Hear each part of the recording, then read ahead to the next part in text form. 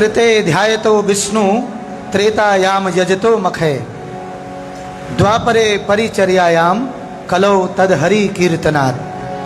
सतयुग में 1,00,000 वर्ष उम्र हुआ करती थी और लोग ध्यान लगाते थे, वातावरण शुद्ध होता था और उस वातावरण में भी वो दिव्य क्या करते थे। उस वक्त का जो महामंत्र था, सतयुग का महामंत्र, वो जो है नारायण परा वेदा, नारायण परा अक्षरः, नारायण परा मुक्ति ही, नारायण परा गति ही, ये सतयुग का महामंत्र था। उस वक्त लोग इसको बोलते थे। 1,00,000 वर्ष उम्र होती थी, कोई हल नहीं जोतता था, सभी परमहंस हुआ करते थे। इतना अनाज होता था वो गिर के फिर से अनाज हो जाता था। चारागाह जो है सिक्त रहते थे, गायें खा खा करके उनके जो दुग्ध हैं, दुग्ध स्तन वो भरे रहते थे और बछड़े दूध पी पी करके थक जाते थे और बल्कि कभी उनके स्तनों से इतना दूध निकलता था कि चारागाह सिक्त हो जाता था उस दूध से।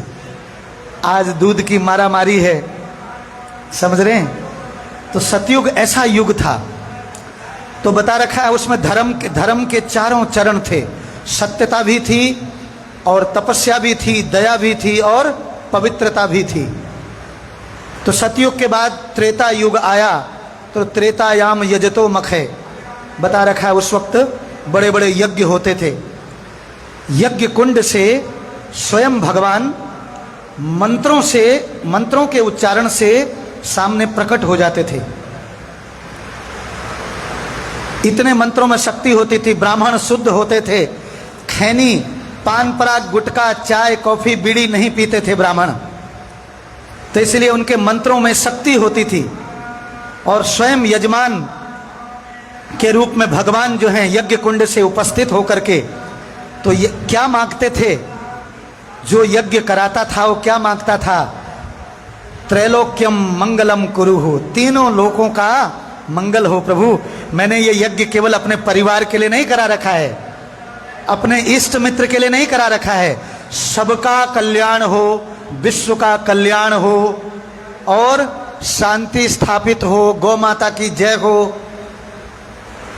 तो भैया गौ माता की जय तब होगी जब गौ माता कटेगी नहीं। गाय को रोटी देने वाले और गाय को रोटी के संग खाने वाले कभी भाई भाई नहीं हो सकते हैं। ये केवल मजाक है भाई, तो इसको कसाई कहते हैं, वो भाई थोड़ी कहते हैं फिर। तो भाई के रूप में असुर भाई हैं, वो असुर जो भगवान से विपरीत चलते हैं।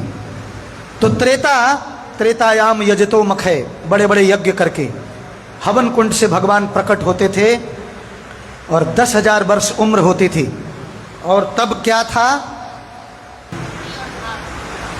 तपस्या, दया, शुद्धता और सत्यता। तो तपस्या प्रभावित होने लगी। एक पैर जो है वो टूटने लगा। 3 पैर थे, सतयुग में 4 के 4 पैर थे। एक जीरो और हटा दीजिए, द्वापर युग आया, द्वापरे परिचर्यायाम।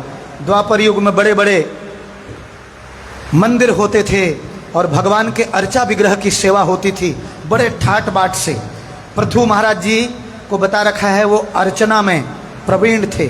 ऐसे ऐसे खड्डों को भी उनने पृथ्वी के समतल किया था और अर्चना योग्य बहुत ही सुंदर अर्चना किए थे। तो बताया गया है द्वापर में परिचर्यायाम। तो त्रेता युग का जो महामंत्र था, राम नारायणांतम मुकुंद मधुसूदन कृष्ण केशव कंसारे हरे बैकुंठ वामनः। और द्वापर युग में भगवान की पूजा अर्चना ये प्रवीण थी और 1,000 वर्ष उम्र थी। धर्म के 2 चरण बच गए थे, तपस्या और दया प्रभावित होने लग गई थी, पवित्रता और सत्यता पूरी पूरी थी। 1,000 वर्ष उम्र और तब का महामंत्र जो है क्या था, हरे मुरारे मधुकैटबारे गोपाल गोविंद मुकुंद सौरे यज्ञेश नारायण कृष्ण विष्णु निराश्रयम मां जगदीश रक्ष। तो इस प्रकार से ये जो है द्वापर युग का महामंत्र था। फिर जो है एक जीरो और हटा दीजिए, कलयुग में 100 वर्ष की उम्र रह गई, पाप कर्म ज्यादा हो गए, 3 चरण खत्म हो गए, तपस्या खत्म हो गई, दया खत्म हो गई, शुद्धता खत्म हो गई, केवल एक चरण बचा है, सत्यता बस। यदि आप देसी घी लेते हो, गाय का घी, तो 80% गाय का होता है, 20% भैंस इत्यादि का। मिक्सर शुरू हो गया उसमें भी, वो भी खत्म होने को तैयार है। इतनी सत्यता बाकी है कि किसी ऑटो में बैठोगे तो ऑटो वाले को इतना भरोसा है कि उतरने के बाद पैसा दे दोगे, नहीं तो धीरे धीरे ऐसा आएगा, कौन बैठा था, कहाँ बैठा था, कब बैठा था, निकल जाओ यहाँ से। तो पूर्ण रूप से कलयुग में सत्यता भी प्रभावित हो जाएगी। तो इस प्रकार से ये कलयुग है, कलो तदहरि कीर्तनात्। और कलयुग के लिए क्या बता रखा है? कलयुग योग यज्ञ न जाना, एक आधार राम गुण, एक आधार राम गुण गाना।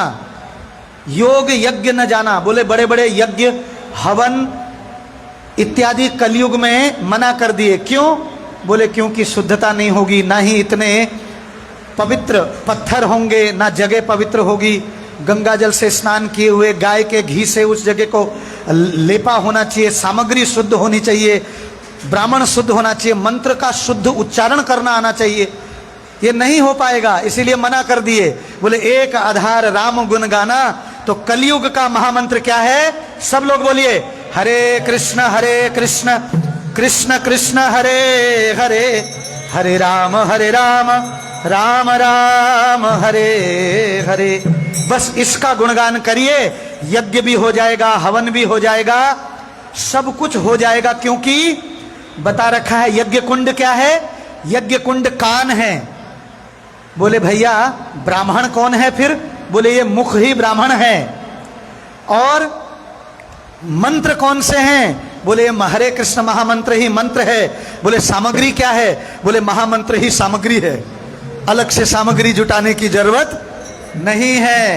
और स्थान कौन सा चुने? बोले खाईते सुईते यथा तथा नाम लय, देश काल नियम नहीं सर्व सिद्धि है। बोले शमशान घाट में भी जाओ तो हरे कृष्ण कृष्ण कृष्ण हरे हरे, हरे राम राम राम हरे हरे। इस महामंत्र का जप करो बस। जपाक सिद्धि, जपाक सिद्धि, जपाक सिद्धि। इस जप से सिद्धि मिलेगी, जप से सिद्धि मिलेगी, जप से सिद्धि मिलेगी। आगे नास्तेव नास्तेव नास्तेव गतिरन्य था, अन्य कोई उपाय नहीं है, कोई साधन नहीं है, कोई दूसरी विधि नहीं है। जिसको इन 3 चीजों में भी विश्वास नहीं है, क्या? हरे नाम, हरि का नाम ही केवलम। 3 दफे बोलने का मतलब बार बार जोर देने के लिए शास्त्र कह रहे हैं। जिसको इस पर विश्वास नहीं है, उसकी गति संभव नहीं है, उसका उद्धार संभव नहीं है, और उसका कल्याण संभव नहीं है, और उसको शांति भी संभव नहीं है। वो भटकते रहे, भटकने से कुछ नहीं होगा, गुरु गौरांग की सेवा में अटकने से होगा। क्या होगा? हरे कृष्ण कृष्ण कृष्ण हरे हरे, हरे राम राम राम हरे हरे।